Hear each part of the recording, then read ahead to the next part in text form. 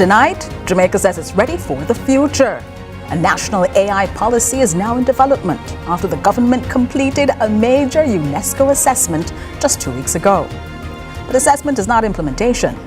What exactly has been built and what is still missing? Then, can Jamaica lead the Caribbean in technology at a time when the region itself is under political strain? A dispute over the reappointment of Caricom's Secretary General is now testing how the region makes decisions and whether those decisions are seen as legitimate. And later, a U.S. blockade in the Strait of Hormuz threatens global energy supply, a major political shift in Europe, and a moment of human achievement as astronauts travel farther than ever before. I'm Jody Ann Quarry, and this is Lead Stories Global Lead.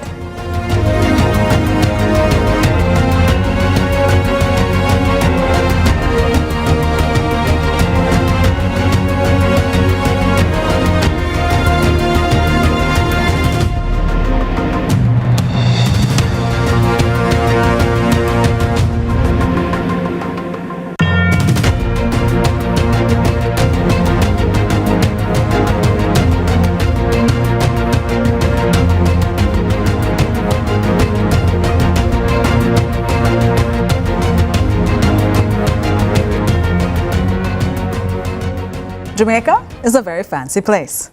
We've taken a meaningful step by completing our UNESCO AI Readiness Assessment, a global benchmark used to measure whether countries are prepared for artificial intelligence. The government says this now positions Jamaica as a leader in the region. Last week on Lead Story, we spoke with Christopher Record, the chairman of the National Artificial Intelligence Task Force, who built the architecture behind that report. Tonight, we speak with the minister responsible for what comes next, what actually is funded, what is actually sequenced, and what happens to the Jamaican worker, the Jamaican student, and the Jamaican farmer if this remains a policy document and not a law with teeth. We're pleased to be joined now on set by Dr. Andrew Wheatley, Minister without Portfolio, or the Minister without Portfolio in the Office of the Prime Minister with responsibility for science, technology, and special projects. Thanks so much for joining us, Minister. Pleasure to be here, Jody. I'm really glad that you're able to join us. I know that you're exhausted. It's a long day for you. Glad that you spent time, though, making it down here to speak with us on this. Help us out, Minister. This sounds fancy. Jamaica is the first among Caribbean countries to complete this UNESCO AI assessment. What is the country to expect now with next steps for laws, policies to help us exploit this ethically? Okay, so Jody, the UNESCO assessment really gave us an idea as to where we are. The methodology that was created by UNESCO in 2021 more or less assists countries to see where they are in the whole AI landscape in terms of readiness. And so the assessment indicated that we are not starting from scratch. And that is a good thing about it. You know, we have data protection legislation, we have cyber crime legislation, we have an infrastructure in place, but that infrastructure needs to be improved, upgraded. And so the assessment says that Jamaica is in a very good position, but we have a long way to go, nevertheless. You spoke earlier about our people, upskilling our people to appreciate the use of AI. AI is already upon us. You know, we start to use chat GPT and other, you know, AI-driven software. But it is more than just technology. It is about equipping our people. It is about broadening the infrastructure to accommodate the use of AI. It's about legislation to ensure that we protect our citizens as we encourage them to utilize technology, that they are protected. So the necessary legislation is there to support the use of AI. And also, we now need to move away from just being a set of people that uses AI coming from other jurisdictions. We have to now ensure that our culture is infused in the whole deployment of AI, because Jamaicans are unique in every way. And so AI must be able to appreciate the Jamaican the Jamaicanness, for want of a better word. I'm going to talk to you about that, especially as we now have AI deployed in schools, so that Jamaicanness is going to be important. But let's first talk about this report. Let's first hear from the presenter of that report here in Jamaica, talking about what exactly this report does for Jamaica and where it positions us across the Caribbean. Today we really gather at, I would say, the intersection of vision and action at a moment when technology and human values converge. The launch of Jamaica's Readiness Assessment Methodology Report is not just a national milestone. It is, I'm sure, going to be a beacon for the region at large, a statement that the future of AI will be shaped by ethics, responsibility, and also collective purpose.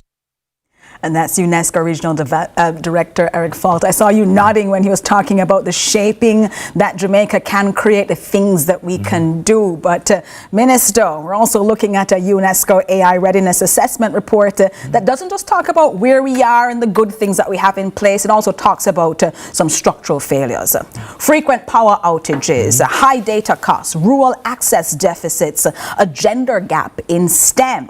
Before Jamaica can govern artificial intelligence and do so responsibly, like we just heard, it needs electricity to be reliable, broadband to be affordable. Which one of these infrastructure failures highlighted in the report do you consider to be the single biggest obstacle for moving forward? Well, I would not highlight power outage as a factor, because, you know, apart from the... But the UNESCO report did. Yes, but the assessment was done at the time when we were experiencing after the aftermath of Hurricane Melissa as well. So that would have, you know, been a part of it.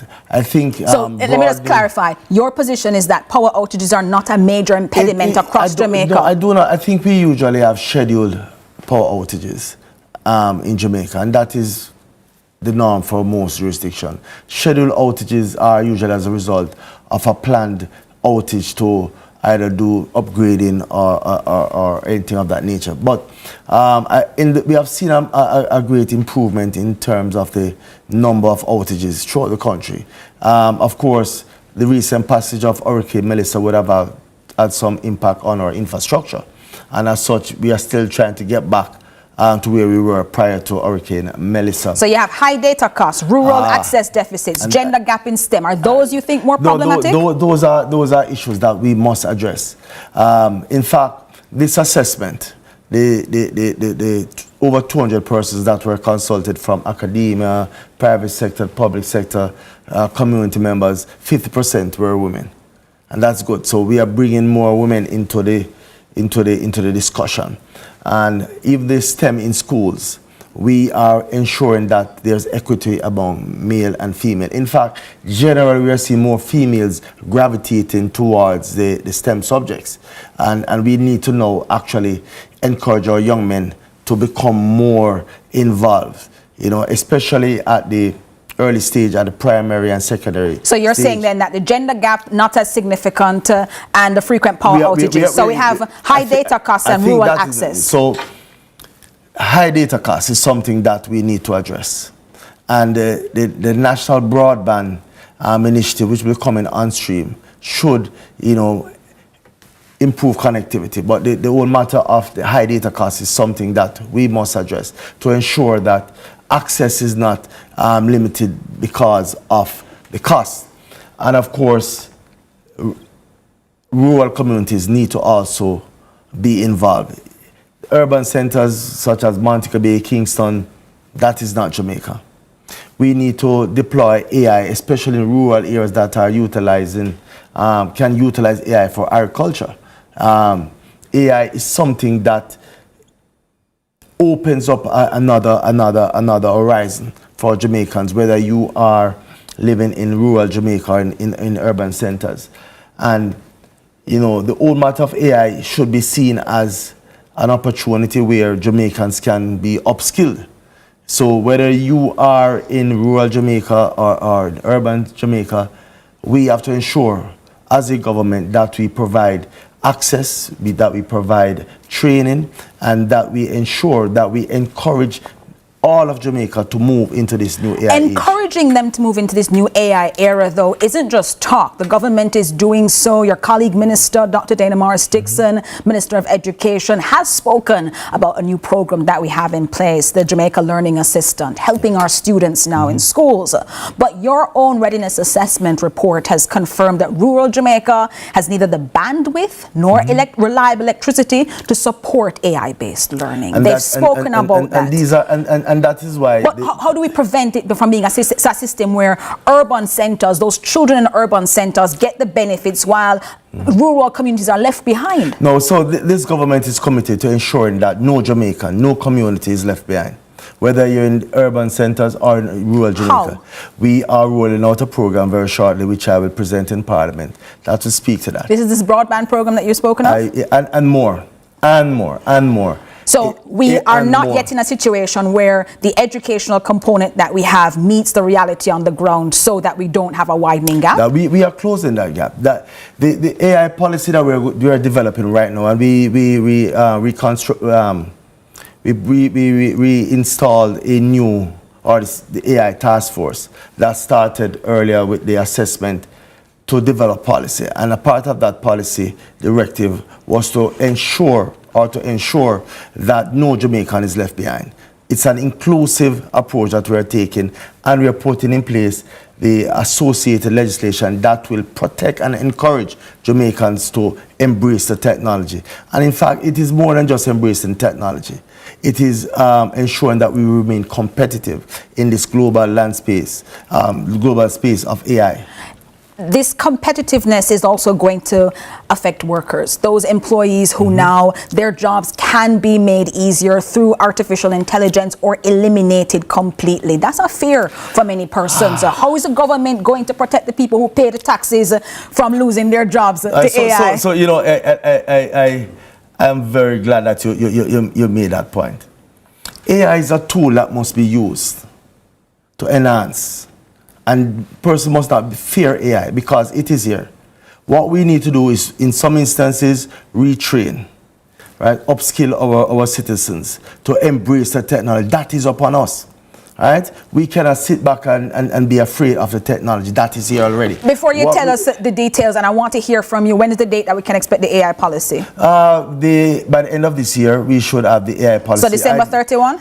Before that. All right. And also the legislation should be, the draft legislation should be ready for the next financial year. Let me hear more about what it is that needs to be done for our workers, as well as some of the research and development money that you've spoken about now that is going to be going into the spaces that we have. Minister Wheatley, stay with us as we continue this discussion here inside Global Lead.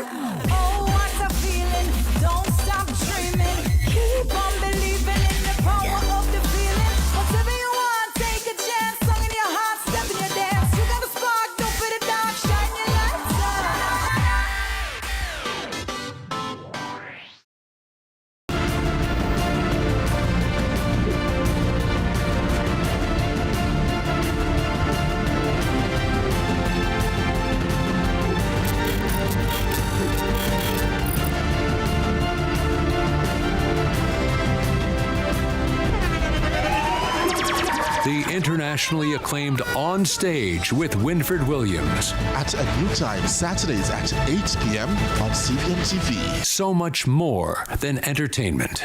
Jamaica's unemployment rate has fallen to 3.3%, down from 13.2% in 2016. Our government's continued focus on job creation is delivering real results. We are building Jamaica. The time by the Office of the Prime Minister is...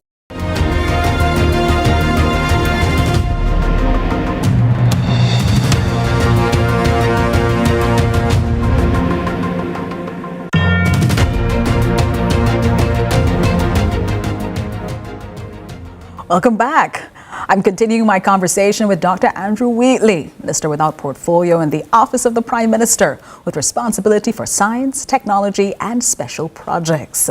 Minister, before the break, you spoke about what workers need to have in mind for artificial intelligence. And that's so core because all the innovation that you're doing, research and development, AI, everything is to benefit Jamaicans and especially the Jamaican worker. But there are some who are legitimately afraid that this push carries Jamaica further than perhaps its people can go. What do you say to those people?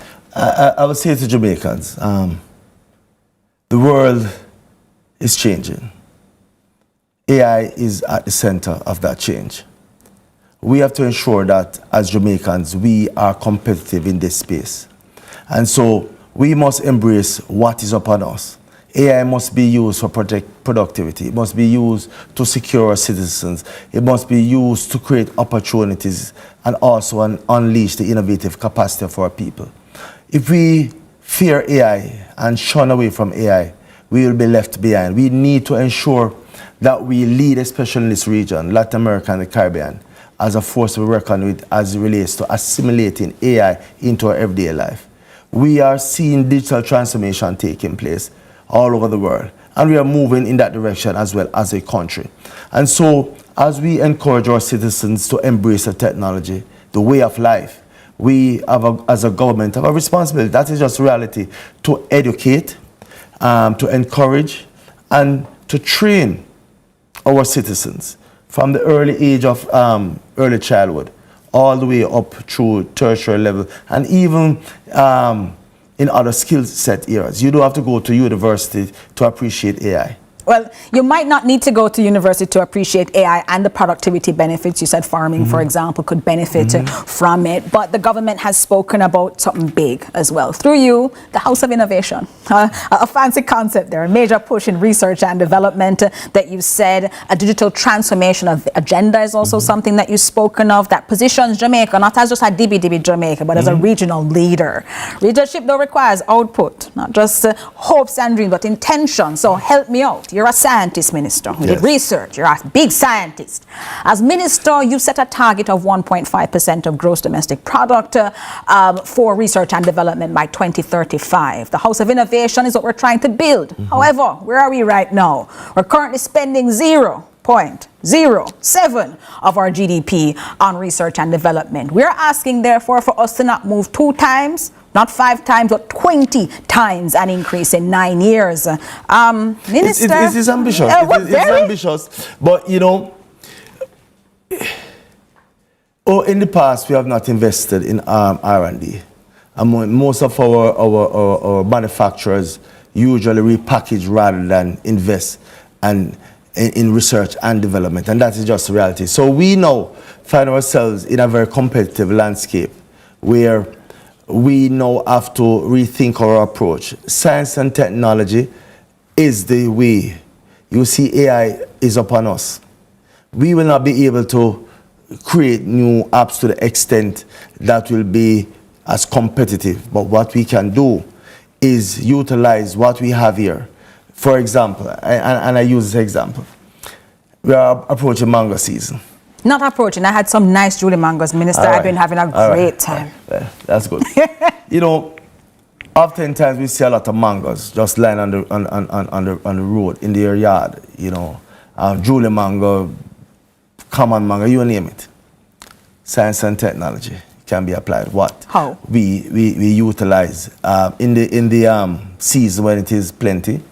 What we need to do is harvest these things, make jams, whatever you need, preserve it, export it. So you are seeing then these things as continuations of what we already have, making the most of it. And this is a program. It's about it's an innovative approach that we have to take. But an innovative approach, it has a program already. You have a biggie program, boosting innovation, growth, and entrepreneurship ecosystems. You've disbursed a little under $10 million in more than more than 1,400 businesses since the launch in 2020.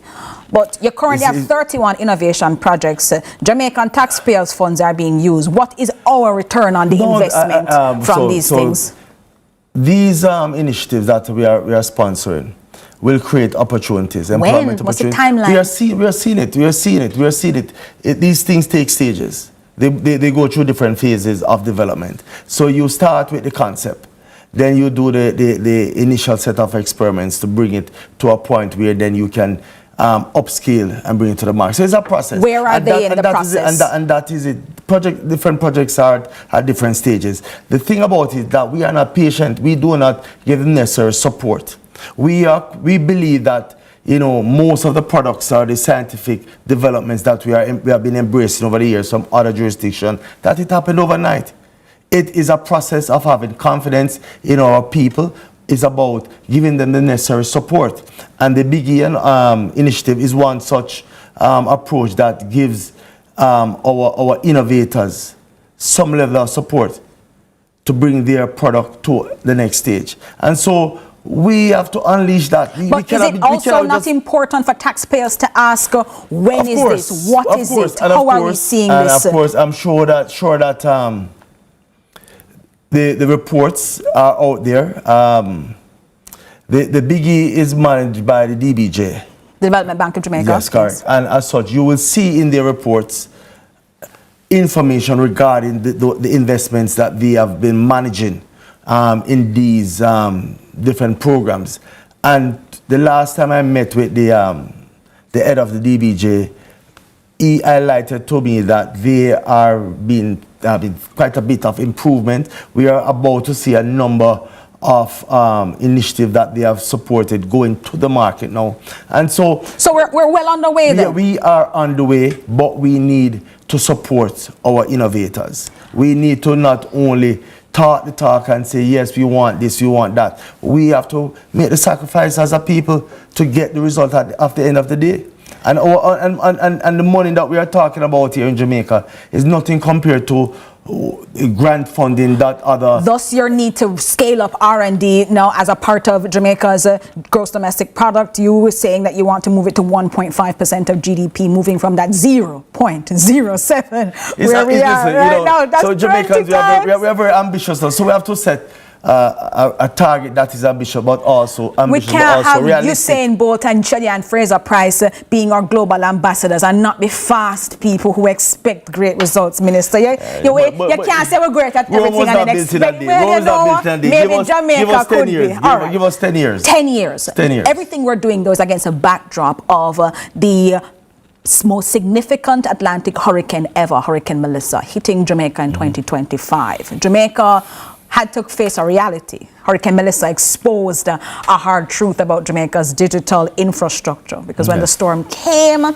the pivot was to satellite connectivity, to Starlink, to HISPAT, to external providers whose licensing and pricing decisions were not made here in Jamaica. They didn't care about us. It was made in Washington and Madrid. If Jamaica's communications backbones depend on these foreign commercial satellite providers, how is this House of Innovation you spoke about addressing long-term infrastructure hardening, like fixing it so that we're not dependent on the foreigners? It's very difficult to wean ourselves totally from these providers, because the technology resides outside of Jamaica, right? And that is just the reality. What we have to do is ensure that in building back, you spoke about the devastation caused by Hurricane Melissa and how our digital infrastructure was impacted by the passage of the hurricane. We now have to build back smarter and more resilient. For example, we now need to start to look at putting these cables underground and away from the shoreline. Something that we have been told is extremely expensive. But again, it is something that we must make the sacrifice and start to look at getting that done, because things are changing around us. Last year we had Hurricane Melissa, the year before that Hurricane Beryl, and nothing stops us from having more than one hurricane actually, yes, actually coming across Jamaica. And so, today, in fact, the Prime Minister tabled the NARA bill.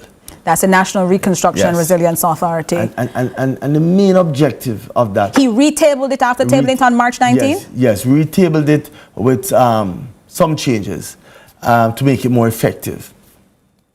So NARA is is an authority that will be used as a vehicle to fast track, smarter, build back smarter, to ensure that we not only build back Jamaica, but build back in a more resilient manner. And that is going to include data connectivity? And no, a part of that is to ensure that whenever we're building the roads, and we're going to build back some roads, that we have the infrastructure in there to support the cables. So whether it's ducts along the highways or whichever road, to complete that, that loop, so that even if we should experience another hurricane and the wires on the poles are down, it will not take us that long, because the main infrastructure, the architecture is already in place to sustain and rebuild. But then contrast that with what you said earlier about artificial intelligence, Minister, because you've also said data like Starlink, for example, not Jamaican. We're using HISPAT, we're using these things, not Jamaican. Artificial intelligence, though, is not created in Jamaica. You've made reference to it that Jamaicanization is necessary. These platforms are global. Controlling them, therefore, putting things in place is not something we can do on a ground level here in the same way that we can do for data connectivity. How do we plan to regulate this global space if we don't even have any part to play in it? No, we do. I don't want you to misinterpret what I said earlier about AI. AI is something that we can participate in, because again, as a consumer, as a shaper? Both. And that is where we want to go. We want to move away from just being mere consumers. So AI is a technology that feeds on data, right? The Jamaican experience is different from the American experience. Data that comes from Jamaica must be utilized to influence persons from the Jamaican perspective. You know, so for example, Jamaicans can use the AI technology to create, say for example, a tool that can address a particular problem. Just say... There's somebody out there who wants a development idea from you right now, Minister. Tell them what to go create. Proprietary information. But the point is that AI must be seen as a tool that must be used by Jamaicans to create opportunities for themselves and earning potential as well, not just opportunities to be mischievous, right? AI must be used for good. And that's why we talk about ethics, biases, legislation to protect persons, to be able to feel comfortable using the technology. Comfortable, but also knowing that the government, through this national AI policy that is coming by the end of this year, legislation to be coming by the end of this year as well, is looking out for them. Dr. Andrew Wheatley, Minister without portfolio, with responsibility for science, technology and special projects. Thank you so very much for spending time with us inside Lead Story. So many Jamaicans now are hearing for the very first time from their minister not to be afraid, and that's going to be important. Well, as Jamaica sets itself up to be a regional leader, look here, Caricom is in the middle of drama. A deep divide is going on. We'll talk about that next here inside Lead Story.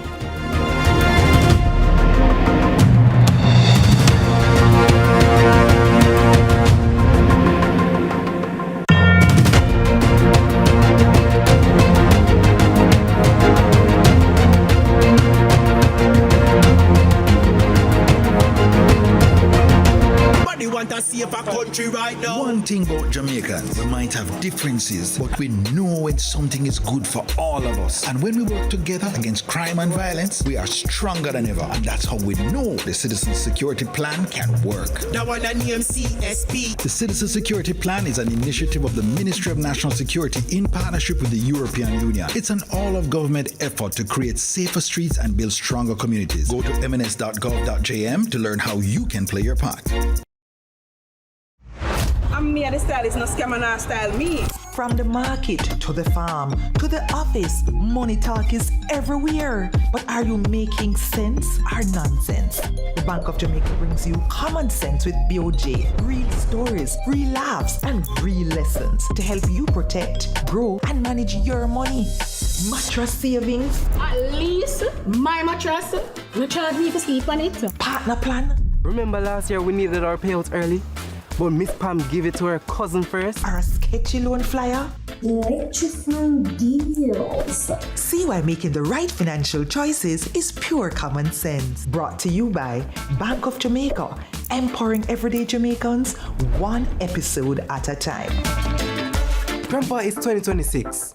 You can't keep hiding all your money in every single pocket forever.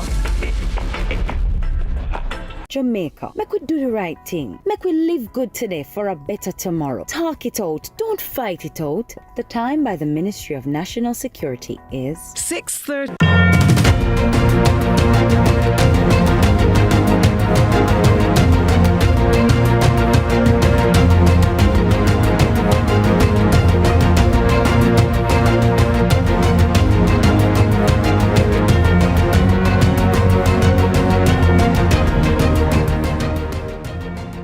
Now moving from Jamaica trying to be a regional leader to a regional dispute.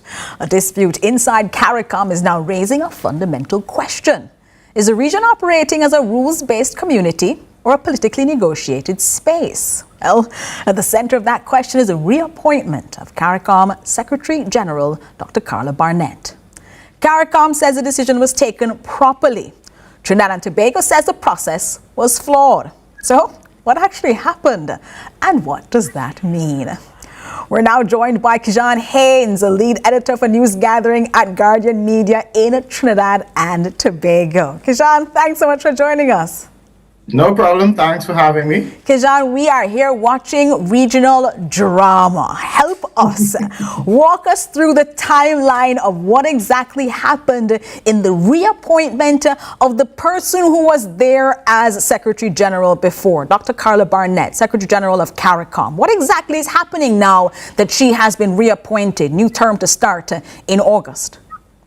I think what happened here was, if we go all the way back to when Prime Minister Kamala Persad-Bissessar made her very controversial speech at the opening ceremony of that 50th heads meeting, when she raised the issue of the CARICOM Secretary General not responding to her when she was in opposition over the Brent Thomas matter. Brent Thomas was a gun dealer who was taken from Barbados. He was in Barbados. They thought he was going to flee, and they brought him back to Trinidad.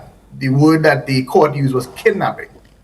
Now, this is a whole other story by itself, but let's focus on that. She did not get a response to that message. And now in government, she says, well, you know what? This is a matter of respect. You should respect everybody, whether they're in government or opposition, because here I am now. Well, hold on. On that particular point, Kijan, there had been a discussion that said, as Prime Minister, she could always send a new note to them, and that there was one government at a time. So responding to opposition leaders or all sorts of people who might be interested in CARICOM affairs would not be appropriate. Is that discussions that have been going on as well, countering what Prime Minister Persad-Bissessar has said? Oh, we have gone far past that. I'm going all the way back, because we have now gone on to what happened in CARICOM, and that's the problem. I think we've lost the crux of where that began, you know. And so now it's come to this whole thing of were we invited to the meeting? Now, of course, the CARICOM heads of government meeting is, well, the head of our government would be invited. That would be Kamala Persad-Bissessar. She did not stay for the entire meeting, and she would have said her reason was, I think she had cabinet on Thursday and parliament on Friday, so she had to leave. So she came, she made that speech, she left. In her stead, she left the Foreign Affairs Minister, Sean Sobers, to be head of delegation. However, no person other than a head of government was allowed in this retreat. So that would have included Sean Sobers, but that would have also included any other foreign affairs minister from any of the other CARICOM nations. They would have all been excluded. But Sobers said that he was disinvited from this meeting, as if it was like a personal attack on him. And what we're understanding now is that no, nobody who was not a head of government at the time was allowed in this meeting, and that's where that decision was taken.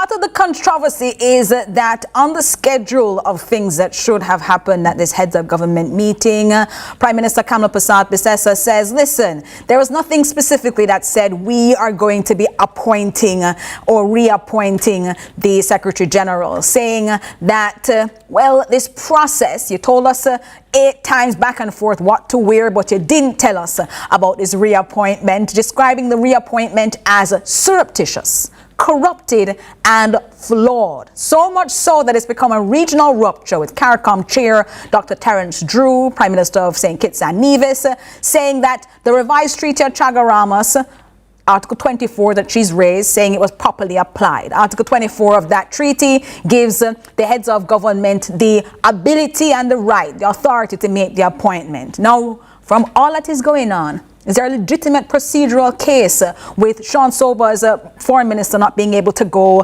Kamla Persad-Bissessar leaving this event early, having we now know, been invited to a meeting in the United States, having left there now to go? Is there a real dispute about the notification, about all of that in this? Well, at the end of the day, when you think about it, I think Dr. Irfan Ali from Guyana, I think, had one of the most powerful statements in all of this when he said, I was there the first time, I was there this time, both times it was done properly. And I said it on a show that I was hosting earlier this week, that if they say 80% of success is showing up, well, if you want to elect a Secretary General of Caricom, 100% of that is showing up. Everybody who was there, they said, well, listen, this is what was discussed, and we were there. Afterwards, we tried to let you know that this was happening. We didn't get a call back this time. But I think what's going to come out of this now is you realize that a lot of Caricom is the honor system, and people have just been doing things this way because that's the way it's always been done. And I think going forward, probably the best way to deal with this is we need to get these things in writing, and just in case you get somebody who's not necessarily on that same level, just so there's no way to dispute it in this regard. Has there been any discussion in Trinidad and Tobago about who their alternate candidate would have been if they didn't want Dr. Carla Barnett? Who else were they thinking of? They don't have one. They have no problem with Carla Barnett. So is this a legitimate procedural breach, or is this now a political dispute being framed as a legal one? Yeah, it's nobody knows. It's interesting. We can't tell what the end game is here. We are now starting to hear, well, we Caricom pays 22%, Trinidad pays 22% of the fees in Caricom, and we're going to pull it. And you have some analysts are asking, well, what is this, that we don't have the money and we're too ashamed to say so? Like, what's really happening? It's a lot of furor. An analyst, regional analyst Derek Ramsamuj, put it this way. He said it's very Trumpian in its move of where you just stir the pot and you say things, but it doesn't seem to have any real motive, any real end goal after all of this happens. Is Trinidad trying to leave? They say no, Trinidad's not leaving Caricom. It's just going forward, they don't recognize Carla Barnett as the Secretary General. Well, that is going to be a problem because this is the Secretariat of Caricom. You said it reminds Ramsamuj, regional analyst, of it being Trumpian, referencing U.S. President Donald Trump and the sort of flamboyant statements that he might make that he then perhaps will have to walk back or reassess going forward. But if a major member state, 22% of the Caricom budget, is contesting the process so visibly, so vocally in front of us all, what does that do to the legitimacy of the Secretariat itself? Well, you have several people who are very much in support of her. I haven't heard. No, you can help me out here. I haven't heard your Prime Minister chime in just yet. I've heard Good. just about I have the Jamaica question for you on that, because that's a big thing. Yeah, the former head, he's in the Troika, that is the former head, the current head, and the incoming chair of Caricom make up a Troika, 3 people who are in the inner workings of Caricom. This is now the Prime Minister of the largest English-speaking member state in Caricom. Yeah, that's a big one too. Do you think that our Prime Minister, Dr. Holness, should speak on this issue? I'm surprised he hasn't. And I hope that you guys encourage him and nudge him along. And if he, I don't know if he listens to this show, but I think he should come out and say something. I know Andrew Holness is very, very measured in everything that he says. He doesn't speak off the cuff like that. And noticing him from my neck of the woods over the years. But maybe this might be his to speak out on. We also haven't really heard Mia Motley speak out, and she's always very vocal. But John Briceño of Belize has been very supportive of his Belizean Secretary General. And what was interesting is that he said, listen, she was part of the opposing party to mine, but at the end of the day, even though we may have differences internally, externally, we are all Belizean, and I am fully supporting her in that position. So I really hope that we get a few more voices coming out, because even if one member state is upset, it should not destroy the whole thing. If you have no problem with Carla Barnett as a person and the work that she's done, but you're only upset with the way that she was chosen, then you have a lot more to answer for. Well, that process, though, is certainly going to be important. As you said, Caricom might need to tighten up how that works. Yeah. But you want to look at the wider map, Kijan, because Trinidad and Tobago has broken with the Caricom consensus on major issues. U.S. security policy, with Prime Minister Prasad Visesa calling the bloc's zone of peace position fakery. And we also had Venezuela's acting president, Delcy Rodriguez, just making her first official trip anywhere. And she went to Grenada, not closest state, Trinidad and Tobago. Are we watching a situation here where Caricom is fracturing into 2 camps, one aligned with Washington's security agenda and one pursuing independent energy and diplomatic ties with Caracas? And is the Barnett dispute a visible surfacing of something deeper inside Caricom, a deeper rupture? Kamala Prasad-Visesa has had an issue with Caricom since her first term. You may remember the very famous Trinidad is not an ATM. Yes. Statement. One that on this side was not well received. And then you had Dr. Rowley when he came into power. His first trip internationally was to go to Jamaica to start to mend those ruptures. So you wonder if this is just a temporary blip. This is a personal issue with Kamala Prasad-Visesa and Caricom for whatever reason. She's also famously anti-Caribbean Court of Justice. She does not believe that the Caribbean should be the place for that. She thinks it's open to corruption. And the CCJ's seated in Trinidad and Tobago, making that an even more explosive conversation, right, especially for those who don't agree with that. So it's certainly then this back and forth that we have to be watching. But Kijan, it's really been important for you to take us through this drama. Us on this side couldn't understand what was going on there with Kamala Prasad-Visesa, thinking she had an alternate, thinking there was somebody else that she wanted to put in place. But this process question and what's going on with Caricom is going to be incredibly important. Kijan Haynes, lead editor of News Gathering at Guardian Media in Trinidad and Tobago. Thank you for your analysis this evening, Kijan. Thank you very much. A pleasure having you on with us. All right, next, the top 3 global stories. Stay with us.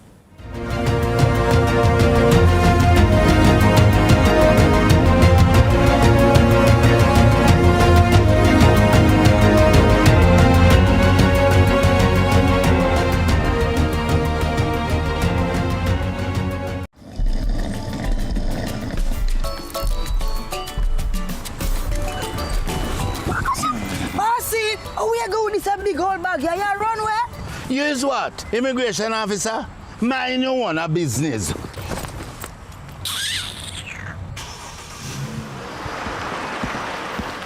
You have anything to declare in that bag? Officer, you not got nothing better to go do. Open up the bag. Oh, Me not whoop nothing. If you don't comply with the law, I'm going to ask you to step out the vehicle.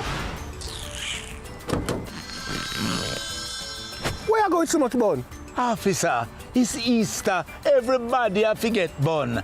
My wife, my mother, my father, even my granny have to get bun. So what? I can't get a bun? Of course. Because, officer, even you have to get bun. Squad, put this in a car. Buy your mother's bakery Easter bun and share it with the whole family. Because this Easter, everybody have to get bun. Hey, what I want? Hi, I am Candy Pang.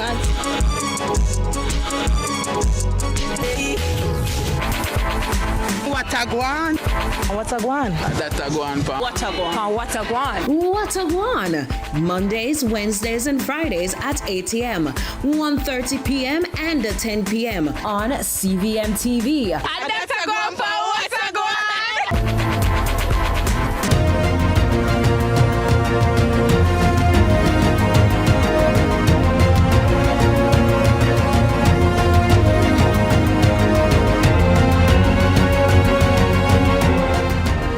Now to Lead Stories Global Lead and our global current. 3 stories that are shaping the world, by extension, shaping us. Story number 1, the Strait of Hormuz.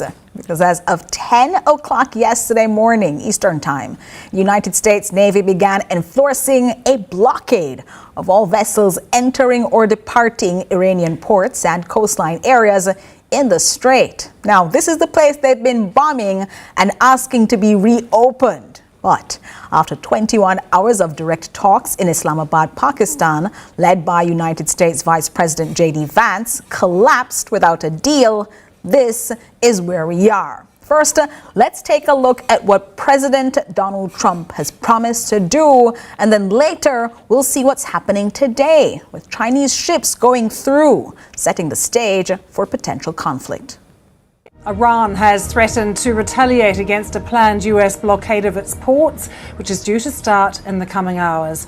A statement from the Iranian military described Washington's actions as piracy and warned that Iran would continue to control the Strait of Hormuz. On Sunday, President Trump saying any Iranian who opened fire at vessels passing through the strait would be, in his words, blown to hell. To remind you, the strait is that critical shipping route through which roughly 20% of the world's oil and natural liquefied gas is transported, plus other key goods as well. Its geography has allowed Iran to use it as leverage throughout this war, selectively preventing vessels from passing through the narrow waterway and spiking oil prices in the process. Mr. Trump also saying that the US would track down any vessel in international waters that had paid a toll to Tehran to pass through this key route. This escalation, of course, follows that collapse of marathon peace talks in Pakistan at the weekend.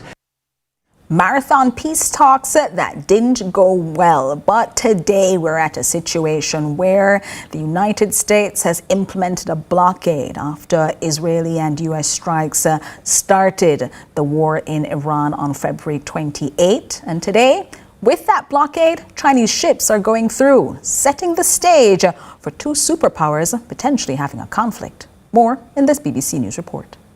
Let's update you on what is happening right now in the Strait of Hormuz with the latest ship tracking data that's been analysed by BBC Verify, showing that 4 Iran-linked tankers have crossed the strait despite Washington's naval blockade. 2 of those ships had visited Iranian ports. That's according to Marine Traffic. Its data shows a bulk carrier, the Christiania, crossing the strait on Monday, having called at the port of Bab al-Mandab. China, the biggest buyer of Iranian oil, describing the US restricting access to Iran's ports as irresponsible and dangerous. And what we've been hearing from the Pakistani capital, Islamabad, as well, reports that the next round of talks may take place this week or early next week to extend the current 2-week ceasefire. So far, neither Washington nor Tehran have made any formal comments on this next round of negotiations, but we're watching out for that and we'll bring you any comments as soon as we get them. We'll also keep you up to date here inside Lead Story as to what's going on there. But for Jamaica, this is a fuel story, a freight story, and very quickly, an inflation story. Does the crisis, though, provide the political will, finally, and the fiscal justification to accelerate renewable energy here in Jamaica? Something that's been discussed in Caricom for years and something that we've only funded a little bit. Story number 2, we take you all the way to Hungary and to the ousting of Viktor Orban. Because for 16 years, Viktor Orban ran one of the European Union's most consequential obstructions, vetoing Ukraine aid in the EU, blocking EU cohesion, cultivating ties with Moscow, and exporting a model of nationalist populism that inspired far-right movements across the democratic world. He is one of President Donald Trump's closest allies. Well, on Sunday, April 12, that era ended. Peter Magyar and TISA party secured 138 of 199 parliamentary seats, having Orban now, after 16 years, moving out with just 55 seats. Turnout was nearly 80%, the highest in post-communist Hungarian history. More in this report. Think regime change meets World Cup victory. That was the vibe on the streets of Budapest on a night to remember. Welcome to the new Hungary! Orban is gone. For the winners, a festival of emotions uncorked. And for the losers, a meagre serving of emotions repressed. Incredulous that after 16 years in solid power, their champion, Viktor Orban, could lose, and lose big.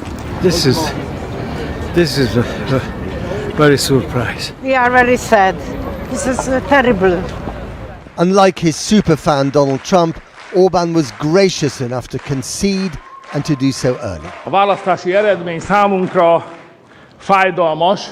The election results are painful for us, but clear. We were not given the responsibility or the opportunity to govern. I congratulated the winning party. Everyone was feverishly checking their phones to get the latest and suspend disbelief. It's happening right now. It's happening right now. That's it. Look at those numbers. Yes. So he's getting his supermajority. Yes, definitely. That's a big deal. The supermajority matters because that's what will allow the ruling TISA party to govern effectively and undo some of the constitutional changes that have allowed Orban to capture the Hungarian state. Most of the people here in the square in front of the parliament at this techno celebration probably don't know anything other than government by Viktor Orban. And they didn't quite believe that he could be defeated. I am very much hoping so, that with this we can show the world that change is possible. Outside Hungary as well, in America, in France, in Germany? Very much hope so.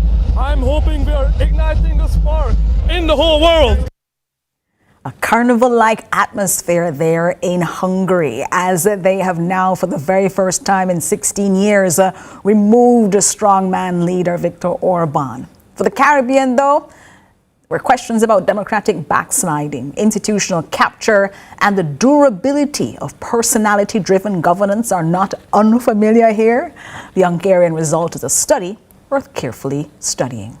All right, third story, and one that warms my heart. Artemis 3. As we close tonight's Global Current, we're closing with a moment of genuine wonder. On April 1st, NASA's Artemis 2 mission launched from the Kennedy Space Center in Florida. NASA's Artemis 2 mission has taken astronauts farther from Earth than any humans in history as they traveled around the far side of the moon. Let's take a look at this report from NASA.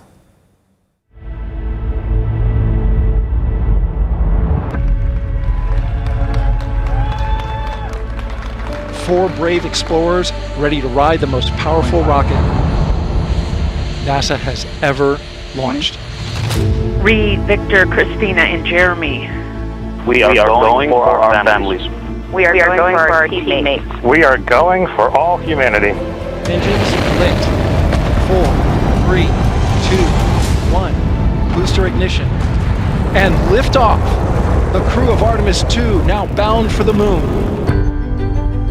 Houston integrity, great view. this is a test flight, and so every single system aboard Orion is getting tested by humans for the first time. That is Earth in the center of your screen from the Orion spacecraft, looking back at all of us. Houston is go for TLI. With this bird to the moon, we do not leave Earth, we choose it. The four of us have looked at this moon our entire lives, and the way we are responding to what we are seeing out the window, it's just like we're a bunch of little kids up here. We cannot get enough of this. That is something we have never seen before. It's hard to wrap your mind around. I mean that sincerely. It really bends your mind. As we prepare to go out of radio communication, to all of you down there on Earth and around Earth, we love you from the moon.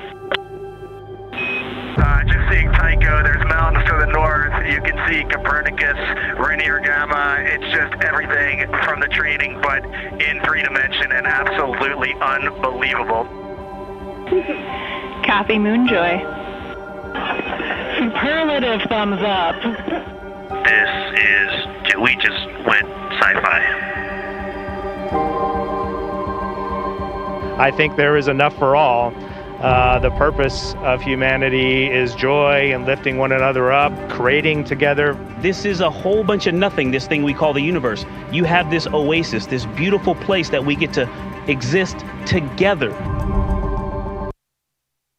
I was watching them live from space. So many of you have been participating in that as well. But this is a reminder of what state investment in science can achieve. 3 Americans, 1 Canadian. They've gone there. A question for countries like ours: are we preparing to participate in that future, or are we simply watching it? Well, a big show tonight. 3 stories, 1 question. Jamaica is talking about the future through artificial intelligence, through innovation, through technology. But futures are not built on reports, they're also built on systems. Systems that protect people, systems that deliver results, systems that hold power accountable. At the same time, though, the region we rely on is showing signs of strain, and the world around us